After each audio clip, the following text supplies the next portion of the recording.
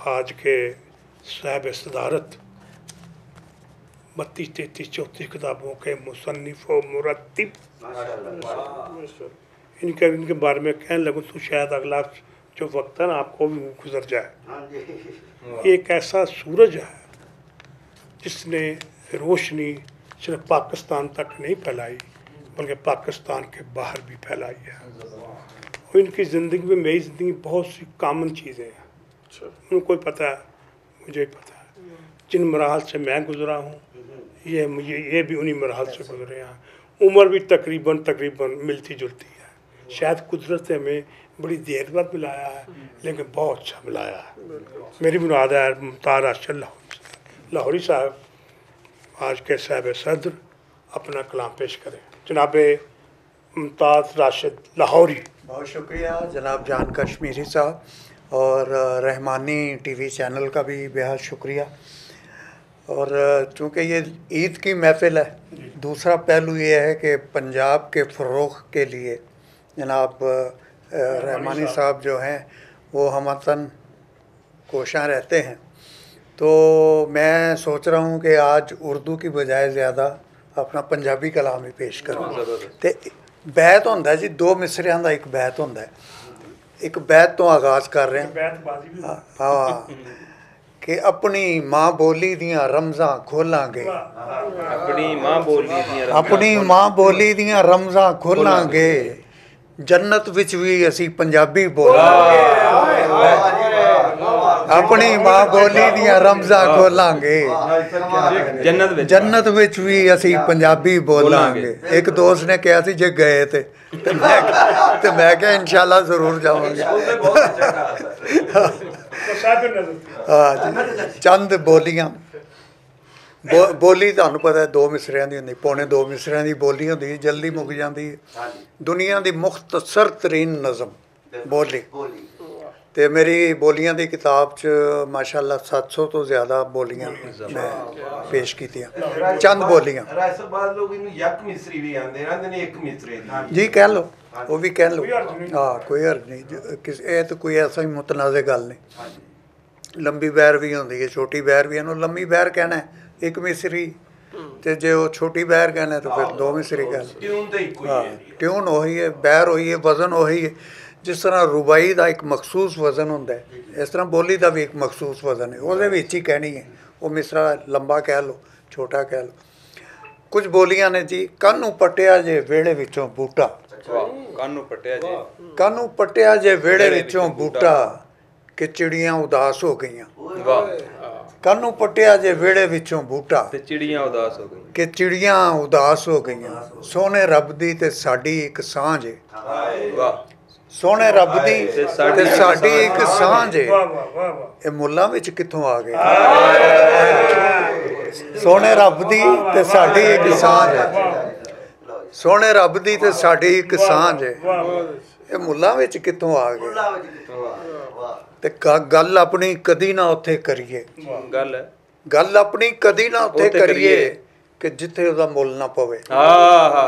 गल अपनी कदी ना उत्थे करिए कि जिथे उहदा मुल ना पवे। ते दिल करदा है भन सट्टां शीशा, दिल करदा है भन सट्टां शीशा कि जिवें उन्हें सच बोले। दिल करदा है भन सट्टां शीशा, क्या बात है जनाब। दिल करदा है भन सट्टां शीशा कि जिवें उन्हें सच बोले। अच्छा, एक विच चूँकि ईद दा मौके ते मज़ाहिया जिहियां बोलियां भी विच ही आउणगियां कि तैनूं लाहौर जे नहीं वारे विच आउंदा ते भाईया तू पिशौर टुर जा। क्या बात है।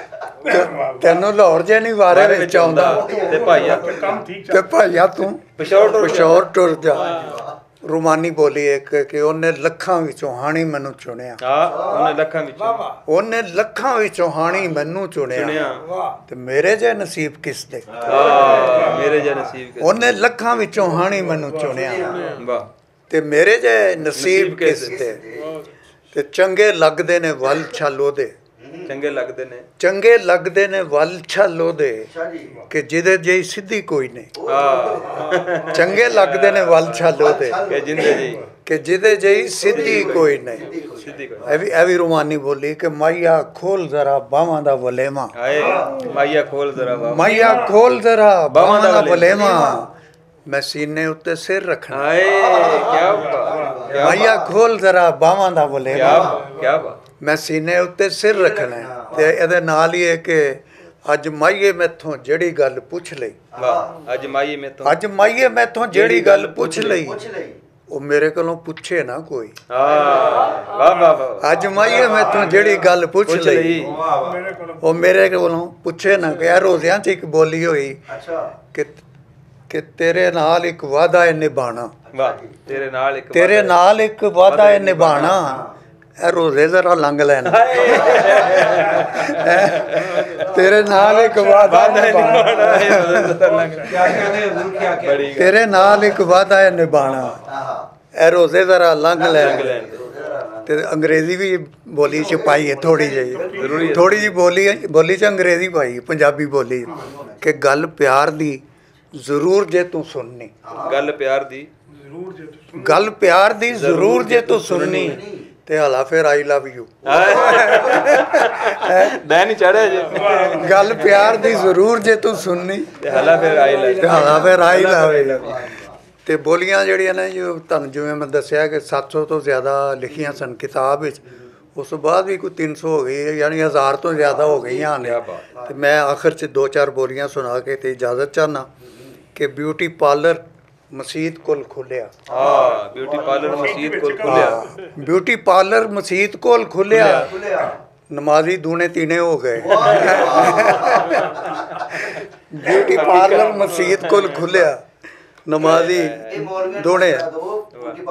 ਦੋਣੇ ਤੀਨੇ ਹੋ ਗਏ। ਤੇ ਪਰੀ ਬਣ ਕੇ ਉਹ ਨੇੜੇ ਜਦੋਂ ਆਈ, ਪਰੀ ਬਣ ਕੇ ਉਹ ਨੇੜੇ ਜਦੋਂ ਆਈ, ਤੇ ਮੇਰੇ ਵਿੱਚ ਜਿੰਨ ਆ ਗਿਆ।